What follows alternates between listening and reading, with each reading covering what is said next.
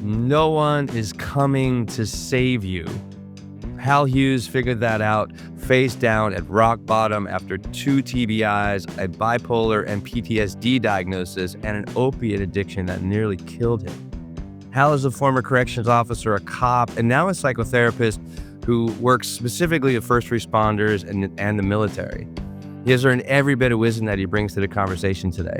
Hal is here to talk about what actually gets a man through the hard stuff, the structure, the discipline, the daily habits that keep your body functioning and your mind intact when life is trying to break both of them. Wake up to who you can be. Welcome to Men Talking Mindfulness. Welcome to Men Talking Mindfulness, everybody. I'm Will. Jon is here after we had kind of a little bit of a messy start to get to where we are right now. Barely. And Hal has been smiling the whole time, like just wondering who these two fools are running a podcast. But we appreciate you being here. And thanks for showing up. I'm happy to be here, guys. Thanks for the invitation. Yeah, thanks, Hal. And Will, thanks for that intro. And yes, I'm barely hanging on here. My typical Wi-Fi dropped, so I busted out the Starlink, and this is the first time trying it to actually record on here. So hopefully I'll stay with you guys, but I know that you guys are more than capable of running if I do drop off. But hey, that aside, we've got some announcements, standard stuff. Check out mentalkingmindfulness.com for everything that we're doing. And we recently officially launched our Awareness to Action A2A self-mastery course. And that's on there, the mentalkingmindfulness.com website. Check it out. We would love you to join us. We're starting to build that community. We've got about 13 people in there so far, and we'd love to grow it and have you guys joining us. And that's for women and men, anybody over 18 years old. Yeah. All right. And that's the announcements. That said, I'd love to lead you guys and the community that's listening, joining, watching through a one breath grounding practice. But my anxiety level is probably higher than it should be going into a mindfulness discussion. So this is just as much for me as it is for you all. But go ahead and find your seat, get comfortable, and close your eyes if that's available to you. And let's begin with a nice big exhale. Really emptying those lungs and holding empty for a second.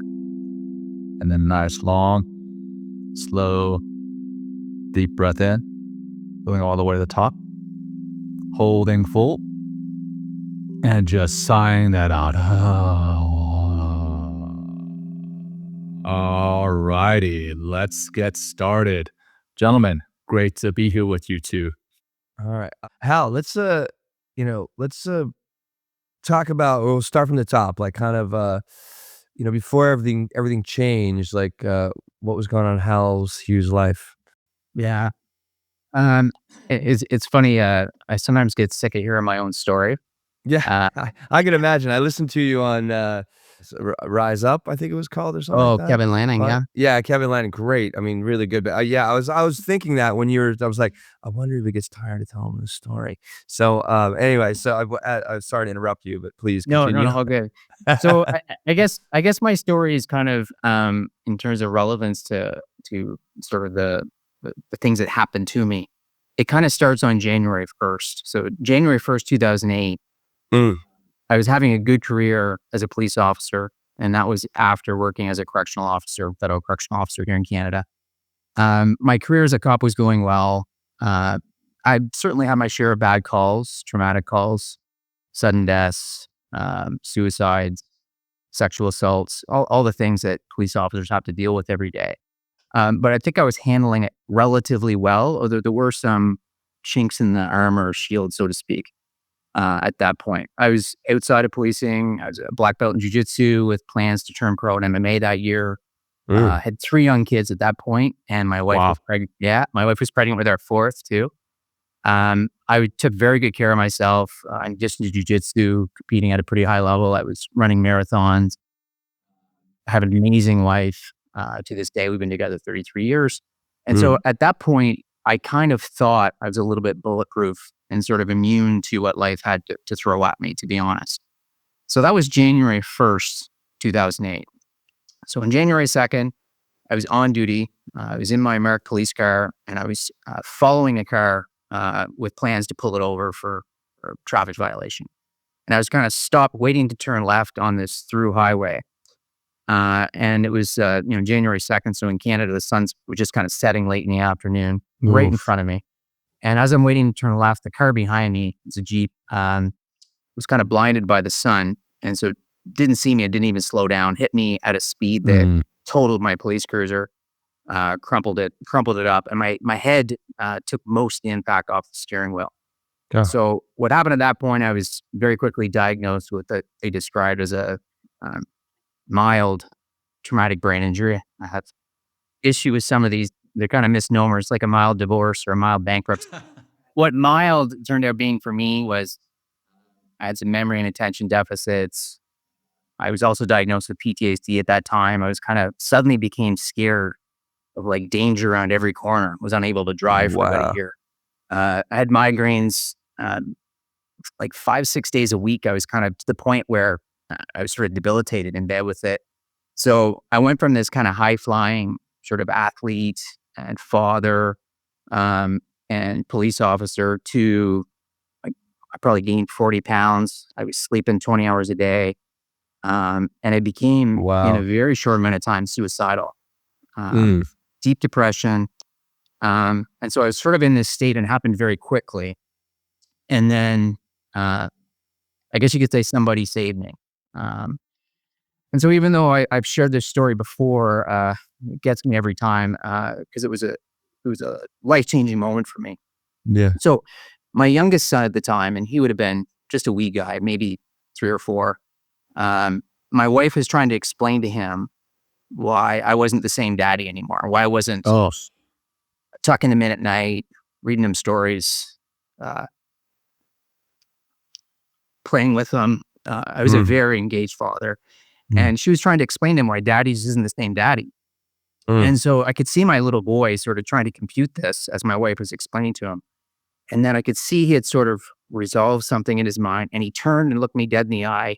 And he said, well, I want my real daddy to come home. Oh. And so, you talk about, there's a lot of talk right now, about motivation, discipline, things like that. Well, motivation comes from the root motive, reason why. And if you want a big enough reason why, you figure out the how. And I got back to work within 18 months of hearing my son say that, despite some diagnosis and prognosis from clinicians that were very skeptical I'd be working at all ever again. So I got back to work full duties, other than working night shifts, just because my brain was still healing. So the docs recommended, not doing shift work. And I got back to work. And then long story short, 4 years later, I arrested a suspect. He got violent with his roommate. He was high and drunk. Arrested him. We got him to the hospital, and he was fighting us the whole way. So we had him handcuffed. He got stitches. He needed stitches. He got beat up in the fight that he started, and so we had to get him stitched up before we took him back to cells, the station. So I was kind of had him restrained from behind. I was kind of holding onto his cuffs to keep him seated on the gurney while the nurses and docs were kind of tending to him. And he kind of settled, and we thought that he wasn't going to be any more of a problem.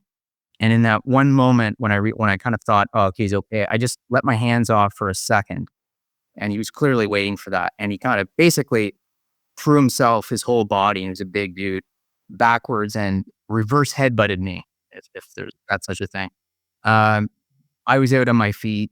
Then the secondary hit on the hospital floor on the tile. I guess if you're gonna get another brain injury in the ER of a hospital is ideal in an awful situation, because they literally picked me up and put me on the gurney and wheeled me to X-ray. And again, I was diagnosed, subsequent to that with scans and follow-ups with what they considered a moderate to severe traumatic brain injury with bilateral permanent frontal lobe damage. And when you have frontal lobe damage, a lot of times with those parts of the brain, you end up with a lot of emotional dysregulation issues. And so, months as these sort of symptoms sort of cascaded down from the injury, and I was awake more and more because I was sleeping a lot again, I started to develop symptoms of bipolar. So when you get a diagnosis of bipolar, what comes with it, unfortunately, is a lot of psychiatric meds, which I didn't know a lot about at the time. and I wasn't in a state to really advocate for myself or push back against the experts. And I was put on, I'll list off some of the drugs. You'll find it hard to sort of fathom, but I was on all these drugs at the same time. I was on buspirone, Seroquel, slow and fast acting, lorazepam, escitalopram, modafinil, mirtazapine, Botox for the migraines.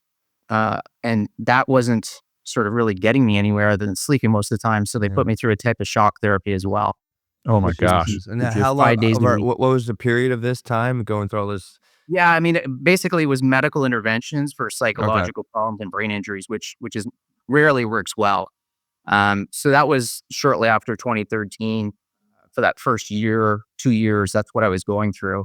And I had a physiatrist, a psychiatrist, a psychologist, an OT, a neurosurgeon. Like, there's a lot of people participating and trying to help me in my recovery. But the only thing that actually, I would say, worked was I was also prescribed a small amount of codeine for the migraines that I was suffering. And, I think 30 milligrams, and my doctor was very conservative, only gave me maybe 10 a month. And they didn't really work for the pain, but man, they work for energy and mood. And, I went in the space of a couple of months from taking small amounts of codeine to accessing large amounts of Oxycontin, Hydromorph, kind of whatever I could sort of access. And, that ultimately led to 2 overdoses. And a pretty severe addiction to opiates that I struggled with up until 2016.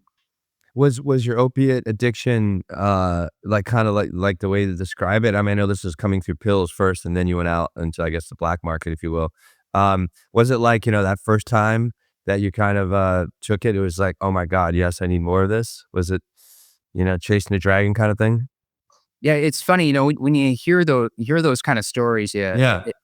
if you don't use drugs or had an issue, you kind of think maybe it's a little bit maybe dramatized or romanticized, even that it was like. But for me, it was very much like that. It was like it was like a light in the dark for me. It was like finally something got me out of bed, regulated my emotions a little bit for me, made me give a little bit of euphoria and joy, and gave me energy. Was the big thing that I, up until that point, as a cop, I had a bit of drug knowledge. It was the only thing that gave me energy, which I wasn't aware of was a thing. And so at that point, things obviously kind of went downhill quick with the overdoses. I was suicidal again. And there was a moment in time where I was sort of saved again. So after the first injury, my son saved me. And after the second one, my friends and family did something of an intervention on me and basically confronted me about my addiction and basically gave me a choice. So you can basically go to rehab or face the consequences that they all sort of talked about. And as an addict, I'm good at lying and bargaining and being full of shit. And so I said, oh, no, I don't need rehab, of course. And so I said, but I'll go to NA meetings. And to be honest, the first NA meeting I went to, I was high as fuck. Looking around the room thinking, I'm not like you guys. I'm a cop and I'm a family man, I'm a martial artist and all these things. Like, you guys are whatever, to be honest, probably judgmental bullshit in my head, right? That I was better than them. Second meeting, same thing. And I'm just going really just to, keep my friends and family at bay, that I'm keeping the promise on this. And I'm high again. And then it came around the circle to me, and something happened just before it got to me, just to say my name, hi, I'm Hal, I'm an addict. It struck me as like, I'm at an NA meeting and I'm high on opiates. And I just surrendered. It was like, you know what? My name's Hal. And this time when I said it, I meant it like, and I'm an addict. And NA saved my life. And I got clean and basically decided to recover from this brain injury that many clinicians had told me I wasn't going to recover from. And that was one of the turning points. There was this realization I had that someone's opinion didn't have to become my reality. Wow. That I could decide that I was going to recover despite sort of the odds. And what are the odds with opiate addiction? What are the odds of actually breaking that, first off? And then second, you mentioned 2 overdoses. Were those intentional overdoses, or was that accidental? Yeah. So opiates are they're prone to relapse when you're an opiate addict. And they're also difficult to overcome in isolation. I'm not going to say it's impossible to white knuckle overcoming addiction in isolation, but it's damn near close. And so once you involve a sense of tribe and community and get support, like which is what NA does really well, same as AA, right away your odds go up. I've yet to see in all my clients that I've worked with that are struggle with addiction, I've yet to see somebody who did it in isolation. Really? Wow. Yeah. So as soon as you involve community, Yep. and the interesting part about that is I've rarely seen someone overcome addiction because they had a great therapist or because there was some prescription drug that helped them with their urges. I've rarely ever seen that.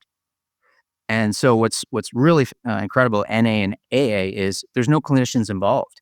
It is literally just one addict or alcoholic who's a little further down the path of sobriety than the next person, sort of looking back saying, come this way, I know the path. And so very powerful. So that's what happened with me is I sort of realized at the heart of this too, what was going on. I mean, there was a brain injury that was causing a lot of my problems. But I think at the heart of my problem is that I had this sort of sharp instrument that I was using and cutting myself with. This, human mind, the sharpest instrument. Have you ever heard the metaphor of there's a guy and he sort of decides, you know what? I think I want to be a chef. So he Googles sort of who's the master chef in the area, who's the Gordon Ramsay type. Goes in, begs for a job. Master chef's like, okay, you can work here, but for the first year, all you're going to do is chop vegetables. That's it. And you start at the bottom, work your way up. Young man's like, yeah, I'll do it. So the chef comes out and he hands this kid, very gingerly hands this kid this knife. And he says, no, kid, this isn't like your knife at home in your parents' kitchen. This is like Henkel, surgical steel, razor sharp. You got to be careful. This is a sharp instrument. The young man, the kid's like, yeah, I'm good. Starts chopping vegetables. A minute later, chef pokes his head in again. Remember, sharp instrument. Kid's like, yeah. So guess what happens in the first half day? Cuts his finger. Chop his finger off.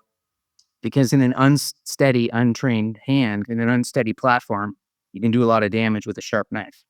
And so this is a sharp instrument. I think the sharpest known instrument in the universe that we're aware of for a 3-pound gelatinous mass. And so, but in an untrained, unsteady platform, it can do a lot of damage to oneself in the form of anxiety, depression, addiction. It can do damage to other people in the form of anger, frustration. Sure. And so what I was doing, which I came to understand, was that when you've got a sharp instrument and you're hurting yourself with it, what you want to do is dull it.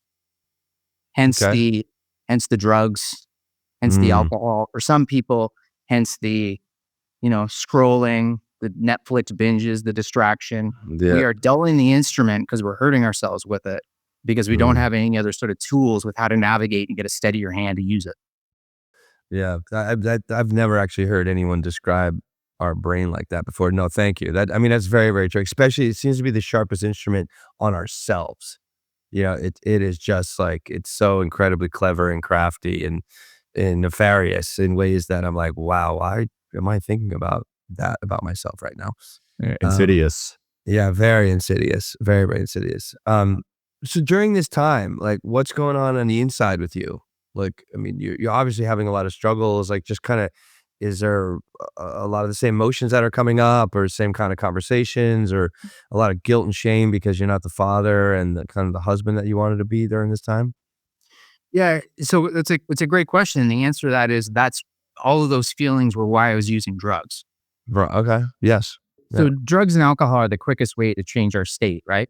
It's like, you don't got to meditate, you don't got to exercise, you don't got to hit a sauna, you don't got to do any work. You just, open a bottle, take a pill, and it can change your state. And the reason why people get addicted is not because they're morally bankrupt or weak of discipline. It's because they're in a lot of pain. And more often than not, it's emotional pain that they're trying to soothe. And so with all those feelings of shame and guilt with what I was doing to my family, my kids, I was not showing up as the man I wanted to be. The quickest and simplest way to dull that pain was to administer opiate. And so that's how I dealt with them at the time. Now, once I got clean, that was a different story. There was a lot there. not really to process. I don't think that's the right word. And I don't actually know what that fucking means when most therapists say it. But I to love me, it. processing means challenge the meaning you've given an event or something in your life. So it's really hard to change the meaning around me not having stepped up and faced my fears and put the work into my recovery, because I wasn't. I was hiding from it. So what I decided to do instead was to use the shame and guilt, somewhat of a fuel or a motivation to make amends, to do better. And I made myself a promise that once I designed my recovery program, that I never got to take a day off from it, and I never got to quit for my life. And that's what I've maintained since my sobriety in 2016, July 14th. Well, yeah, 10 years. Congratulations. Hey, thank you. Yeah. It's coming up right around the corner. It's awesome. So what was the rescue? How'd you, I mean, you got really close to not making it out, right? You want to talk about that a little bit, or what? Like, 'cause those were those some of the darkest nights of the soul, if you will? Joseph Campbell, The Dark Abyss, huh? Yeah. Sorry, Hal. We do some reading over here, and we're gonna go. We're gonna go to those places, my brother. Let's go.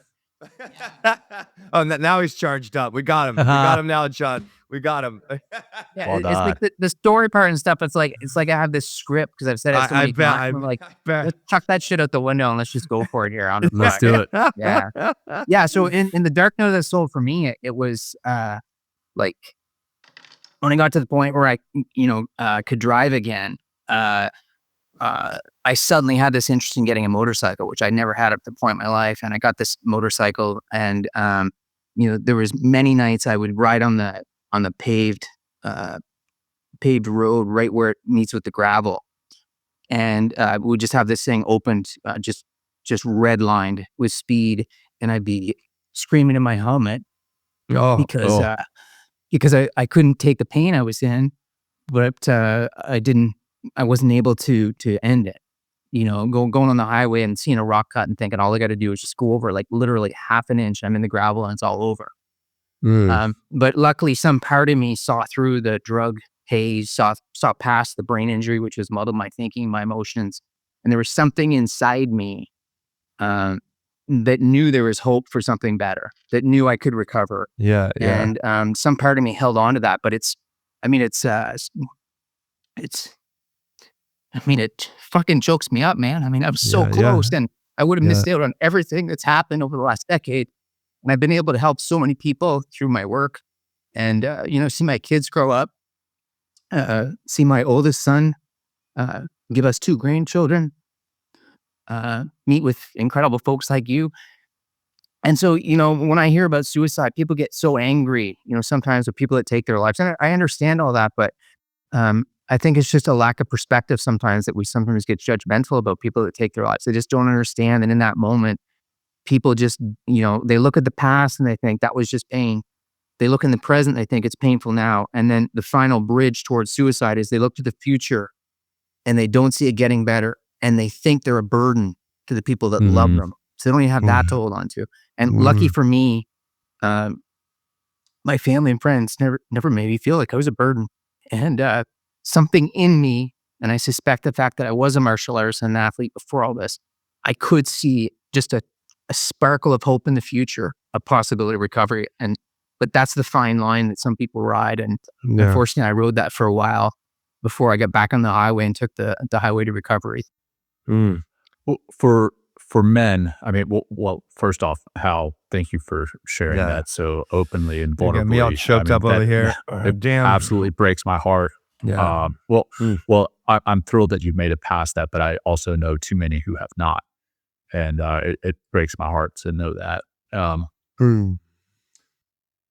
For men, what do men most dangerously misunderstand about addiction? And you mentioned you were a high performing individual, and clearly you are again now, but at one point the drugs and everything had taken over.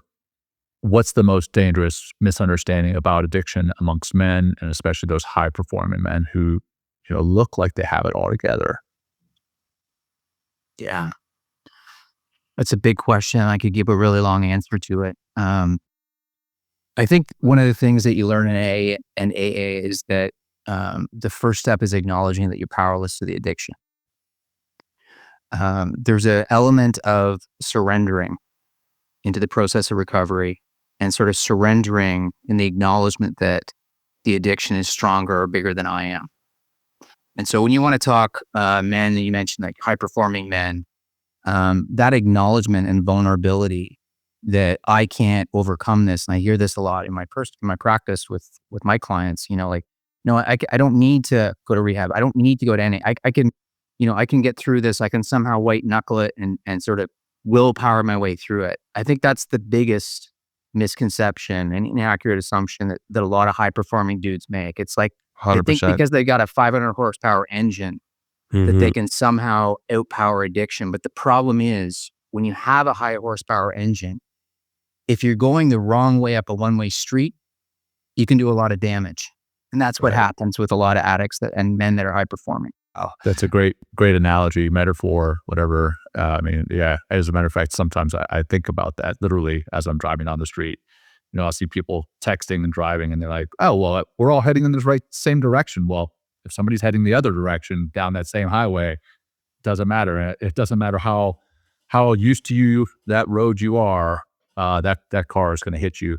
And the metaphor there is powerful. I mean, oh my gosh. Yeah. Thank you. Yeah. What about actually take us? This might be a great time to go a little bit deeper into the addiction brain. Like I would love to hear. You obviously have addiction brain. You work with other people that are working on recovery. So can you like clue us into a little bit more of that the voice, the habits, how it works against you, how it's all wiring, to draw you to just go use again. Yeah. You fuckers aren't willing to go an inch deep, eh? You want to go a mile? I love it. Let's get a little. Hey, you're talking to a New Yorker and a Coloradian over here. I guess we could say that, right? I And love like, that. yeah, we I love that. So, okay. So Thanks, the Hal. addict brain. So, I'm not sure if there's some of us that are genetically Yeah, predispositioned I have to be that in my vulnerable. honestly. Just to say, I have addiction in my family. I have alcoholism in my family. And I see it throughout my tree. I am not an alcohol person, but I know a lot of my dearest people in my family are. But so there is definitely a genetic component. Yeah. Like Oh yeah, for sure. Yeah. it's been marked. Okay, but yeah, I'm sorry. Yeah, I just Yeah. want to say that. But thank you. So, have you heard the term rat park? Rat Oh, Park. with the I study don't know. or I know there's been studies like Rat Park, but no, go ahead. I hear, God, So yeah, so it is relative to a study, but it's a great gives a great understanding of addiction. All the elements are there. So yeah, absolutely genetic factors, right? But Mhm. so then basically the study was done. If I get the exact details wrong, sorry, forgive my precision on it. But essentially, the gist of it was this: if you take a rat and you put him in a normal rat cage, whatever that looks like, small metal enclosure, you can cannulate him, just, get the tube goes right into the pleasure center of his brain. And then you can hook it up. So you got it hooked up. You got two levers. Now, the first thing you do is you condition the rat where they hit this first lever, they get their favorite food pellet. And, we've all seen this with studies with rats. They very quickly condition them to where they hit the lever, they get the food. So then you take the second lever and you put, let's say, cocaine or some opiate or some alcohol. And if they hit it, they get a shot cannulated right to the pleasure center of the brain of whatever the substance is. So now the rat has two choices rather. He can eat or he can take a shot of his favorite substance that he wants to try out. And so some rats will starve to death. They will literally sit there with their little paws hitting the cocaine or methamphetamine, whatever it is they're testing, and just disregard eating altogether. Now, that's in a rat enclosure. Now, there's in sort of lab terms, there's something they've coined a rat park. So a rat park is a very big enclosure, might be the size of a small room. It's got trees, sunlight, vegetation. It's got things that rats like to play at, like they don't like to run in wheels. It's got things that rats like to work at. They like to move hay around and build little nests and kind of stay busy in their day. And then if you put like other male rats in there, so there's a chance to hang out with some other male rats. If you put female rats in there, so there's the chance for rat action, so to speak. Ratty action. Right? Anyways. I could be so bold as to use that term, rat action. Oh, God forbid. I love it. So then you put that same rat in the rat park, and now it's got the same options. It's got the same two levers it's conditioned to use: food, cocaine, whatever substance that might be addictive. Now, irrespective of the rat's DNA, what the rat will do is taste the food, taste the cocaine, try the cocaine, and then the rat rarely ever, almost never gets addicted. So, I mean, the metaphors here are obvious, maybe too obvious for me to even sort of spell out for your listeners. Addiction occurs within a social fabric, within a context. Addiction doesn't occur in isolation. And so the pathway out of addiction can be found in everything I just explained there.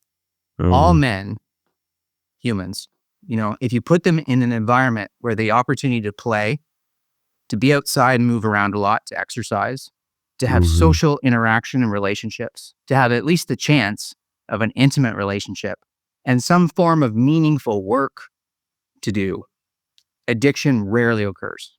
Oh, wow. Yeah. I mean, I don't want to say too much about my family, but like, we're like, I love them dearly. Yeah. I live in New York City, and I literally left this small town I lived in Pennsylvania because I just knew that there was not enough there for me. And I needed to really discover who I am, and just have the land. Literally, this is the land of opportunity in New York City, that I can do anything that I possibly can conceive of, right, or create. Whereas, where I grew up is I mean, great family. But I love them all very, very dearly, and they're really good people. We have a reunion every year coming up in July. It'll be the 79th reunion that my grandfather founded. I mean, which is incredible. But I think that and what you're describing here is they need to expand their rat park, because like, if you do, like, this is what happens. This is what can happen, and this is what typically does happen. But I think it's like, people that are listening, it's like, what do you need to do to change your environment? Like, what are you not doing that we're going to get into this a little bit more with Hal. It's like, but like, to activate more of your body, to like utilize your brain, to use this incredible, instead of this sharp tool coming down and cutting you down all the time. Like, why not use it to create something that could be useful to yourself and other people? So I just, I say that with trepidation, but yeah. I'm curious with that rap park, and we have discussed that before. I think, I'm forgetting who we discussed it with before, but every single time it gets me. And I'm curious, if you took the rat in isolation, hits the food, gets that pellet, hits the coke or the opiate, and then becomes addicted, and then you take that addicted mouse and stick it into the community, what happens? How is there anything that shows what happens then? Because you're saying you don't get addicted when you've got other things to do, a purpose, friends to hang out with, things to play, things to do. But once you're addicted, is there an experiment where it shows that the community and all those other things can actually help? I mean, we've talked about it already on this episode, but I'd love to hear if there was a follow-on experiment.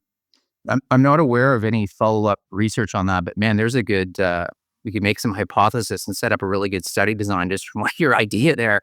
It's a great idea. I mean, so what we're talking about here is when people leave rehab, what they're told is something like, I've never worked actually in a rehab center, but I've followed up with people afterwards. But I know the messaging is, if you hang out at a barbershop long enough, eventually get a haircut. Right. Yeah. A lot of people, when they leave rehab, they're basically told, you got to change hometowns, man. Yeah. I remember I was in an AA meeting one time, and there was this guy who had, 20 some years of sobriety. And he didn't show up to a meeting, and some people were concerned, and I was new to the group. But as it turns out later, he had so much sobriety, he thought he could go back to somewhere in Montreal and go see some of his old buddies. And what that turned into is after 20 some years of sobriety, he ended up, as we found out later, he got clean again, but in the same back room of the same dive bar, doing the same shitty Coke and drinking the same shitty Carling O'Keefe warm beer as he was 25 years earlier. So this is the power of the power of peers and the power of influence and the context. Addiction doesn't happen alone. It doesn't get fixed. It only gets fixed in community. And so I think once someone's aware of that, this is why it's so hard to untether from addiction. Is just deciding not to drink doesn't mean you're just going to stop, popping the beers. It means a whole lot more than that. If you want to be able to sustain your sobriety, it means you might have to change your friend circle, where you do things, how you operate your whole life. Yeah. I mean, that's one thing Jon and I have done. We've done psychedelics before, like we've done psilocybin, I've done ayahuasca, and and it really creates an opportunity to create some dramatic change in your life. And I think integration with those kind of after those types of experiences and ceremonies is very important. But one thing that also is working against us, almost working against us all the time, and this is why we're getting to the mindfulness piece here in a bit, like why mindfulness is so incredibly important, because one of the things that draws so much of us back to the same behaviors is the environment that we live in. The actual home that we live in. It's almost like full of like different landmines, if you will. It's like, as soon as you walk into the house, it's like, you're exposed to whatever is immediately in your periphery, and you could just drop so easily into how you typically do things. And it's also the same thing with friend circles, like you're talking about. Like when you're really going after and really want to change your life, and you have friends that are not in that same kind of mindset and not on that same path of really wanting to change, it's so easy to kind of, go back to the barbershop and get the same haircut, if you will. So it's like, this is why it's so crucial to be more aware, and then have the balls, right? And the gumption. And I heard you say in one of the podcasts, courage, right? The heart to make the change that's needed, right?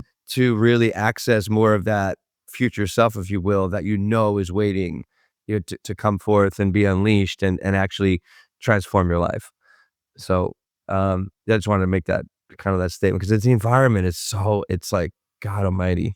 God, please, Hal, whatever you're feeling. Yeah, I was just going to say, and so, two things can be true at the same time. So as much as the environment is a huge factor, perhaps the biggest factor in terms of sobriety or addiction, at the same time, if you're not doing the inner work, there you go. Yeah, no matter exactly. what community you're a part of, you're not going to be able to sustain. And, there's this, idea that I talk about with my clients every day, which is there's an outer world of energy and there's an inner world of energy.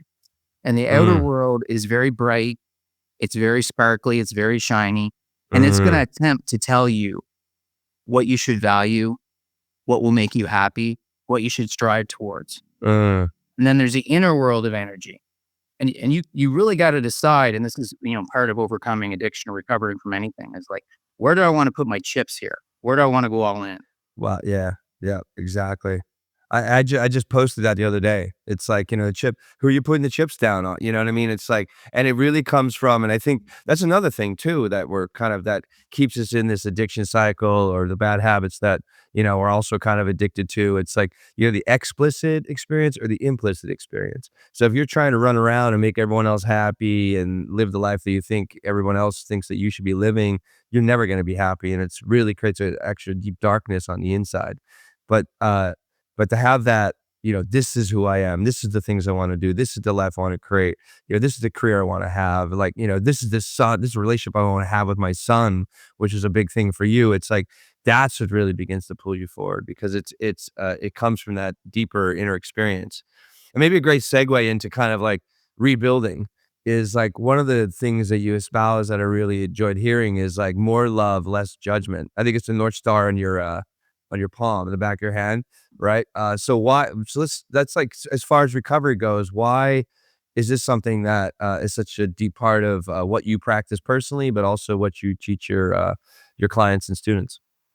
Yeah, so two things. Remind me to circle back to the black belt story, if somebody can Okay, remember. got it. Yeah, so I guess the more love, less judgment. I'll very quickly do an abridged version of the origin story from that principle. So when I decided, and comes from the root side, which means to kill. When I decided I had to kill off the option of being sick, of not recovering, of being addicted, and I was going to recover, essentially, I needed to change. And part of that change for me was deciding to forgive. And so how that came about was I was given the opportunity to attend it's called a community justice forum. It's more commonly known as a healing circle, which you may be familiar. I've heard that from. It comes from Aboriginal roots. And so what it is here in Ontario is the victim and the accused in a criminal matter are brought together literally in a circle of chairs. And then there's a court mediator. Now, this is done pre-trial. So what this is an attempt to resolve an issue without it having to go to court.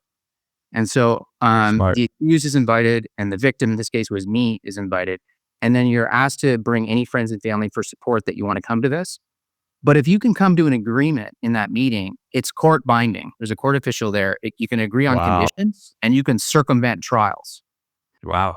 This is how a lot of Aboriginal cultures resolve disputes. And so I was invited to do this. And so I decided to go. I think somewhere in the back of my mind, I thought there might be a chance to attack this guy. I was still so filled with anger and rage at this person who drastically altered my life. And so I went, and my wife didn't come because she would not have been able to sit across from this person without attacking him because of what consequences his actions had on our entire family. And at that point, what we thought would be lifelong in terms of sort of the medical issues I would be dealing with and the psychological issues. So I go to this meeting, I'm sitting there, and the accused comes, and this is the gentleman who attacked me in the hospital. I was just going to ask that. Yeah. So it wasn't the cheap guy. It was the guy who reverse headbutted you. Yeah, it was the violent thing that happened in the ER. Wow. So he's on the other side of the circle, and he brought, friends, family, a whole support system, a whole bunch of people. The other side of the circle was full, and then it's just me on this side. And so the way these things go is first the victim shares his side of perception of the events from the day of the incident. And so I'm sharing the story, and I can't even look at this guy. I'm literally staring at the floor in the middle of the circle because I can't see him. I'm not capable in that point. I'm so filled with anger. And describing the events of that day, but perhaps more impactful, describing the impact on me, the head injury, everything that's happened, and the result of impact on my kids, my ability to father, my ability as a son, as a brother, as a husband. And in describing this, I'm in kind of like a sort of a stupor, just staring at the floor. And then there's a noise on the other side of the circle. And it kind of elevates and sort of grows and kind of shakes me out of this. And I look up, and then the noise is him sobbing. But not just him. Everyone that was there to support him, everyone that loved him, they were all sobbing on the other side of the circle. And so, sometimes change is like a dimmer switch. Usually change is like a dimmer switch. It takes a long time. But then sometimes there's these moments in life where it's on off. And in that moment, I changed. My whole life changed. I stood up. Wow. And I crossed the circle, and I asked him to stand up. He probably thought I was going to punch him, and he stood up, and I hugged him. As I held him, I said, "I forgive you.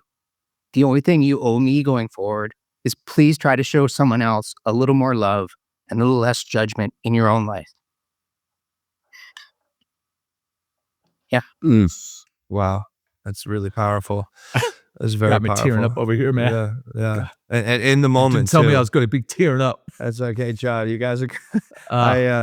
But in the moment, Shit, I mean, Hal, that that's you talk powerful. about like coming from deeper within you. Like talk about like getting people together. We're kind of talking about is so healing, and here it is. Like seeing his humanity. You're like obviously experiencing a lot of different human emotions in this moment, and what comes out is something that has transformed his life, transformed your life, and is I'd imagine is helping a lot of other people transform theirs.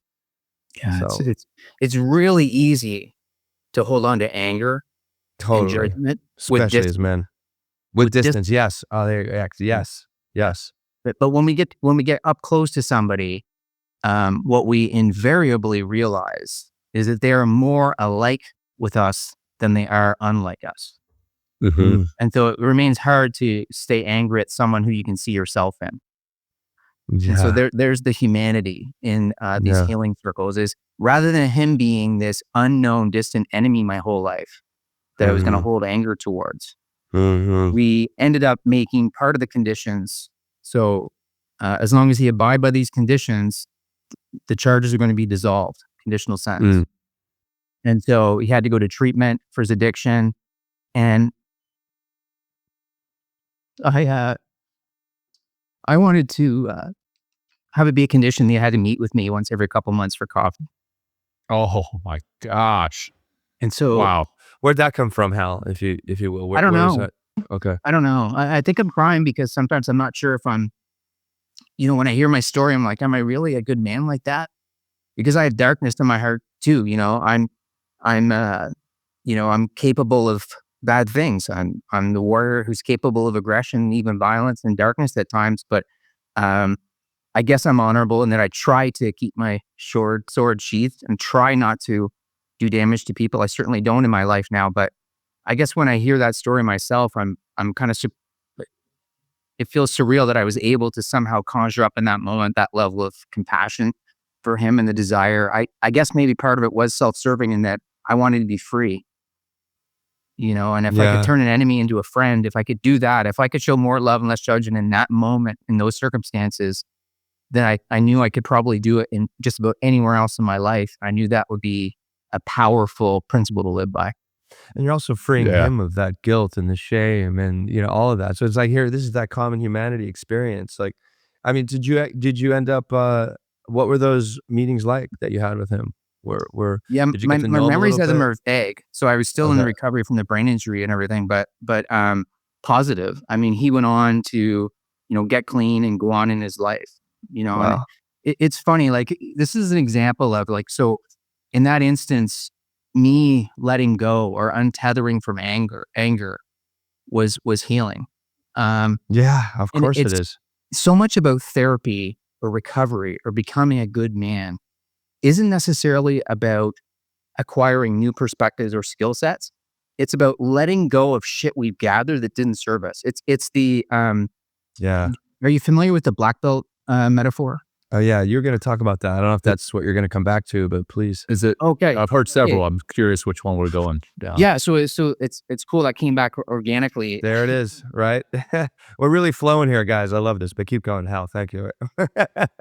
So in martial arts, obviously, it depends on, there's a belt system. It depends on which martial art for the colors. If you're in jiu-jitsu, it's white belt, you get some stripes, blue, purple, brown, black, differences of different colors. But essentially it's meant to recognize as a white belt, you're kind of a blank slate, you're a neophyte, fuck all. And by the time you get to black, you're kind of an expert. Actually, in martial arts, anybody that's a black belt knows that black belt's kind of like getting your undergrad. You're just now ready to really begin learning. You just understand the Wow. fundamentals, but you're just getting going. People that aren't martial arts don't know that. They think if you're a black belt. So from white to black. Now, originally, before they had colorings for things, it was just a white belt. But if you train long enough and hard enough, blood, sweat, tears, dirt on the ground, it got brown and then black just from experience and rolling around on that stuff. Now they have the system. Now, what's interesting is it was meant to be a metaphor for life. So if you could see the picture I have at my black belt grading with my coach, his black belt is more white than black because they sew a white belt underneath of every black belt. So that once you get to black, if you keep training, putting the time in and sacrifice, eventually the black threads slowly wear off. So you return back to where you started as a white belt. And so there's so many things that we could apply this to, but as men and as humans, when we get to the black belt stage in life, I always consider that when you're kind of sick and tired of being sick and tired, or your ways of how you show up in the world aren't working in some way, shape, or form. And so if you decide you want to push through and become more and grow and learn and change and adapt, Right on. that's not about learning new things so much. It is untethering, getting the black strings, all the trauma, the beliefs that have fucking wrong or half true. Your habits, anger, trauma, letting go of stuff is really the inner work that we're doing to return back to the white belt when we're unsure, when we're curious, we're not so fucking certain about knowing everything. Yeah. And back into that childhood state is where ultimately we all need to get to, in a sense. Yeah.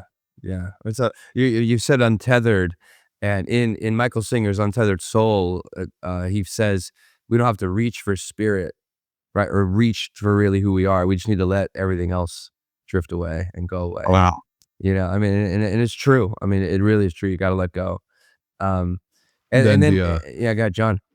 Well, I just want to come back quickly to the black belt analogy. I love that. Or again, metaphor. Yeah, so many powerful ones.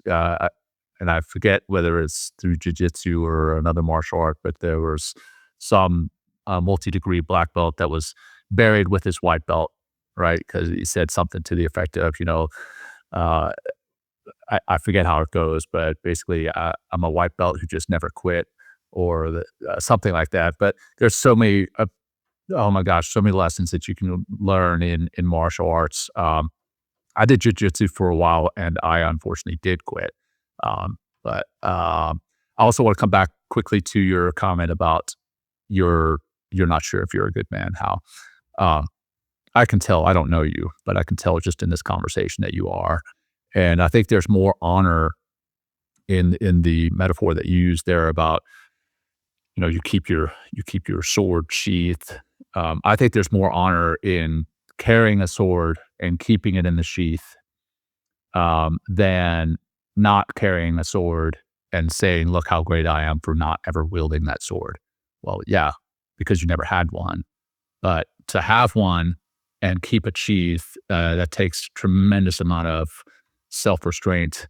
And clearly we're talking metaphorically here, but I can see and hear just through the conversation that we've had thus far that you are indeed a good man, my friend. You are. Yeah. No comment, no question there, just a comment. Yeah. No, I was, if you can obviously comment on that, Hal, please. I want to kind of get into mindfulness in a moment, but if you have a comment, please. Just a quick one. Yeah. Thanks so much, John. I mean, it's amazing how, as men, most of us struggle with complimenting, cheerleading, encouraging one another. It's like it's almost been connected with weakness somehow, or being feminine or something. And it's amazing how little we need. A lot of us are like, flowers in the desert, so starved for that little bit of something from another man that we respect. And so when you were saying that to me, it was like really hitting. So thank you. And I think ultimately, there's a saying that if a rabbit doesn't destroy all the animals in the forest, there's nothing honorable about it, because a rabbit can't fucking destroy all the animals in the forest. But if the wolf decides not to do that, that's honorable. And I think that speaks to a philosophy. Part of my journey and part of my recovery was built around a sentence, which is very simple, but we could talk about for a whole other podcast and not get to the bottom of it. But that connects with more love and less judgment, which is saying the same thing essentially in my mind. It's strict with self, tolerant of others. I mean, this is at the cornerstone, one of the cornerstones of Stoic philosophy, and it's only 4 words or 5 words, whatever it is. But I would argue that you could build a good life around that one sentence: being strict with how you run your physiological system, being strict with how you treat other people, being strict with how you think and use this incredible instrument, and then be tolerant with everyone and everyone else, which means you won't be disturbed by your fellow humans, but you'll be living your best life within your systems. Beautiful. Yeah.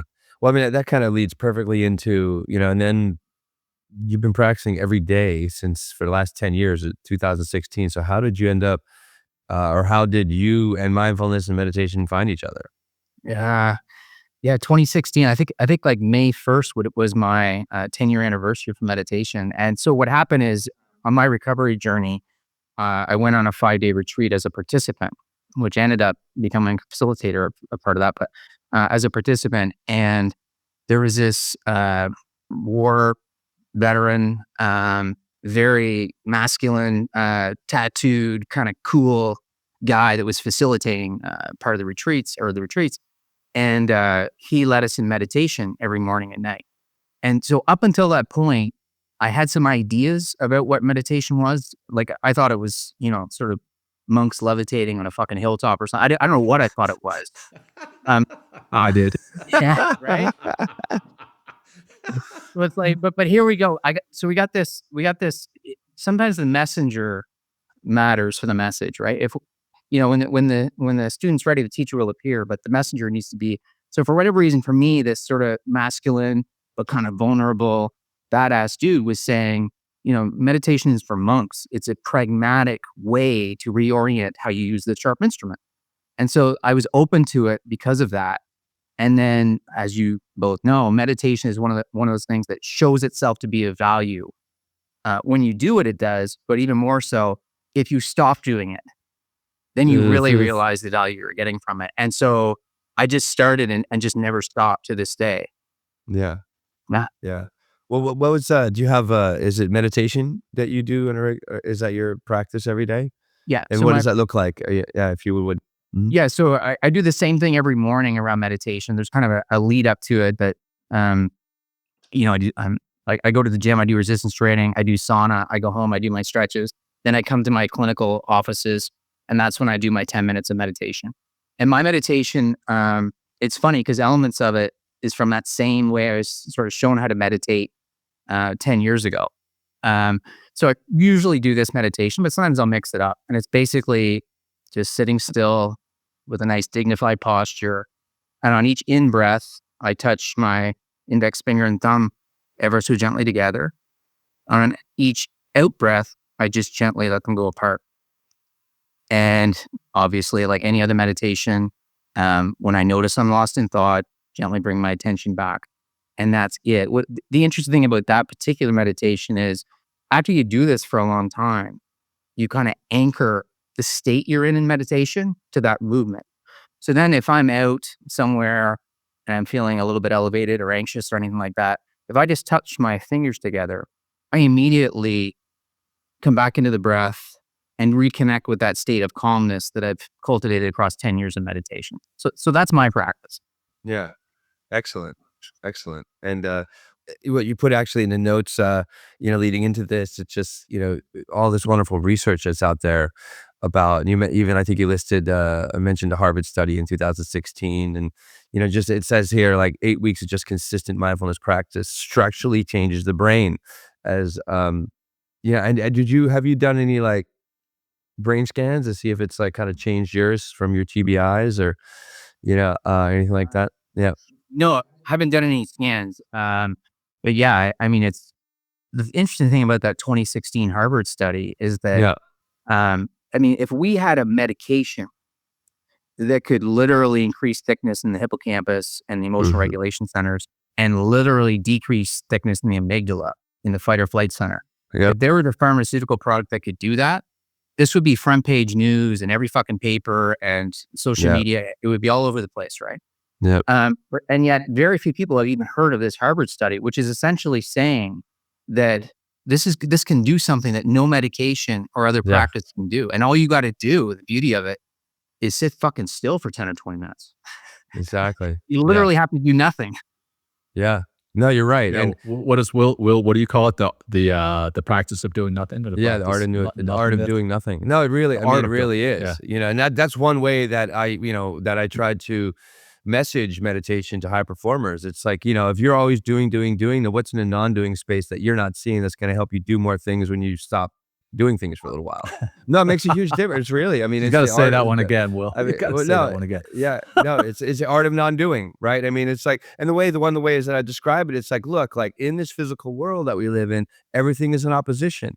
Everything. There's no up without down, left without right, light without darkness. So it's doing and non-doing, right? So it's just like if you're always doing and doing and doing, then what's in that non-doing space that's gonna you got to get to know that space first of all, and it as we know, it takes a long time, depending on the individual that's trying to meditate, just even to sit still for a moment, just to calm that agitation, that physical agitation, to-do list that's running in the background all the time, or whatever dramatics event that is still living in your mind and your body, and just to get calm and to slow things down, get to know your breath, which is so incredibly important.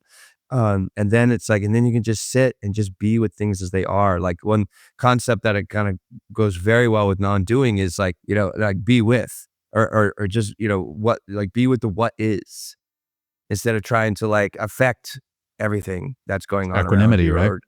Right. And it's really, it's a simple practice. It's so incredibly powerful. I mean, as this Harvard study has said, and then I wish, this came out in 2016. Here we are 10 years later, and people, we're half of the job. I think the three of us, especially Jon and I, like being, meditation and mindfulness facilitators, we're always trying to fight that current of like, what's mindfulness? Oh, what is this meditation stuff? Like, oh my God, it's like, it's so much deeper than, or it's something that's very simple.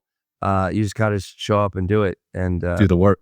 just do the work. Well, one thing Hey, also, we could also help with that with our awareness to action yeah, course. we have a whole course that's designed around this. No, real ding, ding, ding. Good play, Jon. But one thing I think would be remiss, like, without saying without saying it, or I think we do a disservice to this episode. It's like, well, I appreciate another thing that you say is ideation without action is delusion. So how important it is to be in our body, right? To help us to create a healthier mind, to help us to be more aware of our habits and our feelings and our thoughts. And so take us down that, and that could be a great way to kind of close this out. Yeah. So again, this would be an entire podcast discussion we could do right in this one area. But Yeah. so if we want to connect addiction, mental health, mindset to what you just sort of presented there as a discussion, I would very simply use what my mentor, what I've heard him say many times at retreats, which is very simple but profound. If you're like me, you might have to think about this for 10 years before you grasp all of it, but maybe you're quicker than me. that. And it's this: we tend to think the way we feel. So we also tend to feel the way we think. But what that means is that when I'm working with a client, if I give them, a bunch of strategies for how to use their mind better, with how to think, with how to challenge their rational beliefs, with how to challenge the meaning of given events, with, how to tools for a good psychology, let's say. But the mind that has to execute these skill sets is housed within an unhealthy, unbalanced brain and body. Testosterone, estrogen imbalances, blood sugar imbalances, an overall low level of energy and vitality. The chances they're going to be able to execute these strategies with their mind is almost zero. I would equate it to giving someone F1 level driving skill sets and then sending them home in a 92 Toyota Corolla with ripped seats. It hasn't had an oil change in 30 years with flat tires. It's like, you might be able to do well in that vehicle, but with all the strategies, but best of fucking luck. So step yeah. one in overcoming addiction, mental health issues, and challenges as men is get the vehicle, get your physiological system in a state of peace and balance. Because if you don't have peace and balance physiologically, your clarity of mind is not going to be there. And executing any psychological techniques or even sitting still for meditation is going to be very challenging. So I'm often telling my clients, become an athlete. That's the very 30,000 foot view. And they can say, well, what does that mean? Like, well, you'll figure it out. I don't mean an elite athlete. But if you get to a point in your physical well-being with diet, exercise, stretching, breath work, where you feel like you're kind of an athlete, I'd be a great athlete, but that's how you see yourself as an identity. You're now going to be in a place where your mind and brain have some clarity that we can really get to work on using it in a useful way. Yeah. And that's a really great analogy, because what is required to be an athlete is discipline, consistency, time, right? The motivation, right? Dealing with yourself to get to the gym or to whatever, your pursuit is. I mean, it's like, and that's really great, because that's what it takes to be more mindful. That's what it takes to say no for another day to that drink or to that drug, right? It's that discipline, and it's that consistency of showing up. But also what I've seen with showing up at the gym, or Jon and I just did a Spartan race.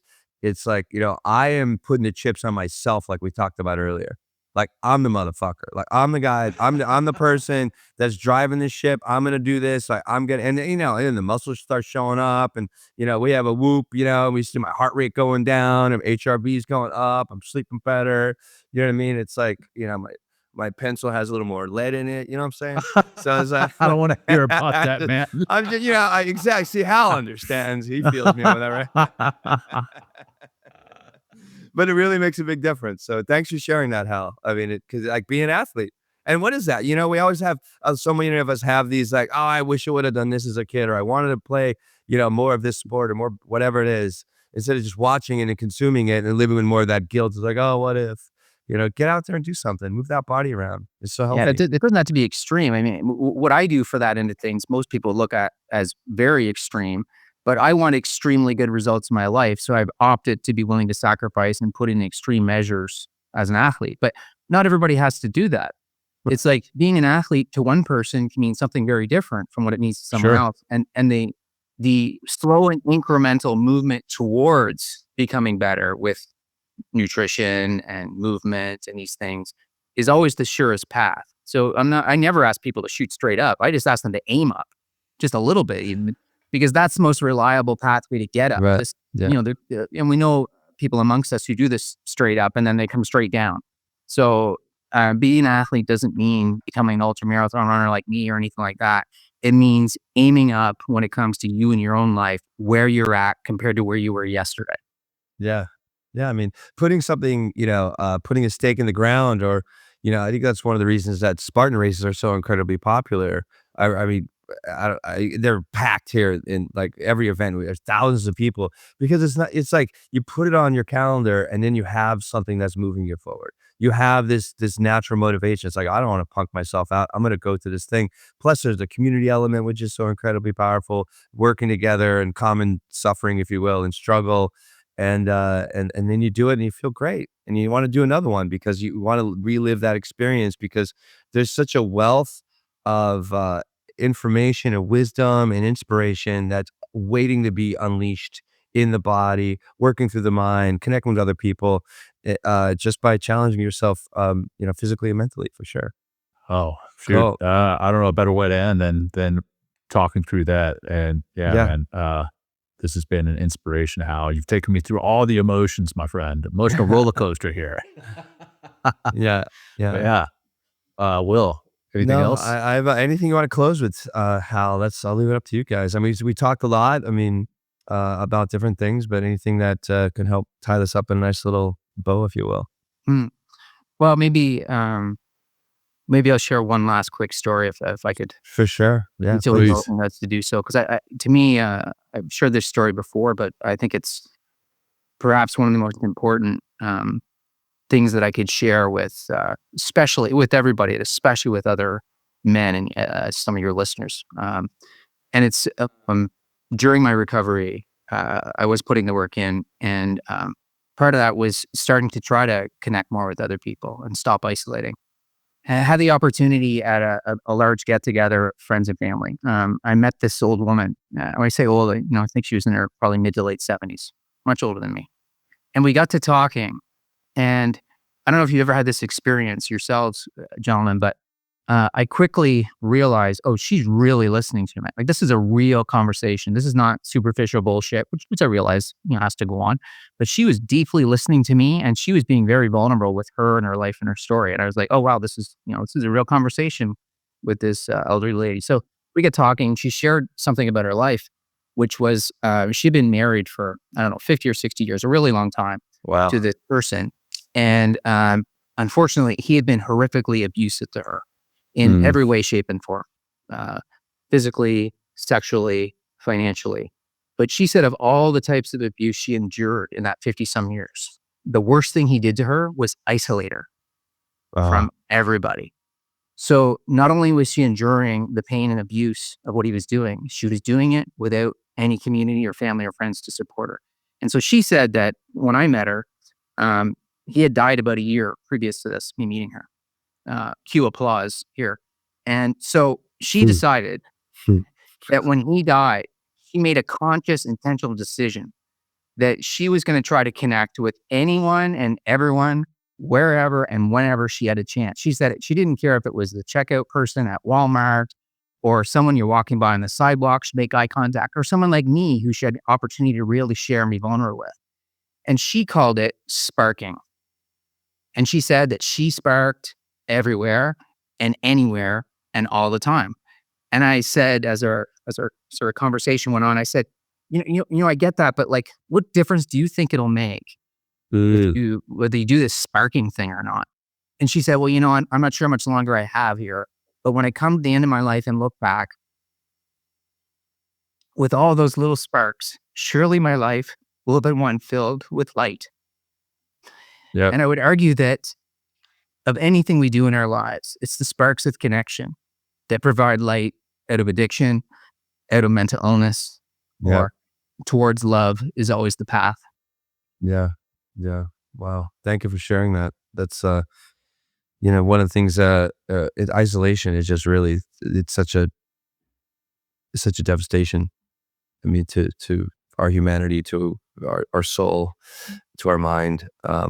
And that's a really great story, because that's really what we're discovering now in our 6th year is how incredibly powerful community and connection and being with other people are, and just seeing, creating this spark of like, oh yeah, like I just like you talked about earlier about that that guy who put you in your second TBI. Like you saw him, you saw his humanity, you saw like you said earlier also, it's like we have so much more in common than we believe.